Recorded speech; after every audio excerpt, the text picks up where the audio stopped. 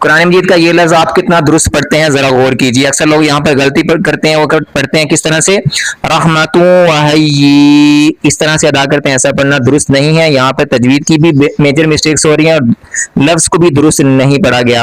آج کی ویڈیو کے اندر ہم یہ جاننے کی کوشش کریں گے کہ درست طریقہ کیا ہے. سب سے پہلے تجوید کے قانون کو جان لیتے ہیں. جہاں پر بھی نون تنوین یا نون ساکن کے بعد حرف واو آ جائے وہاں پر ادغام بغنہ کریں گے. ٹھیک ہے, آپ نے یہ ایک حرف ہے, اس کے علاوہ 3 حرف اور ہیں, وہ آپ نے کمنٹ کے اندر بتانا ہے کہ وہ 3 حرف کون سے ہیں جہاں پر ادغام بغنہ کرتے ہیں. پھر اس کے بعد دیکھیں یا کے بعد پھر یا اریئر اور جس کے اوپر حمزہ لکھا ہوا ہے, حمزہ ساکن ہے.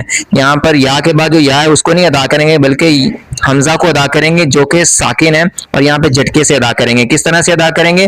رحمتا وہیئ لنا, اس طرح سے ادا کریں گے. ویڈیو کو دوسرا بھی شیئر کیجیے تاکہ دوسرے لوگ بھی آپ کی وجہ سے قرآن مجید کے ایک لفظ کو تو درست کر سکیں, اور نبی صلی اللہ علیہ وسلم کی حدیث کے اندر آپ بھی شامل ہوں گے کہ سب سے بہترین شخص وہ ہے جو قرآن مجید کو سیکھے اور دوسروں کو سکھائے. جزاک اللہ خیرہ.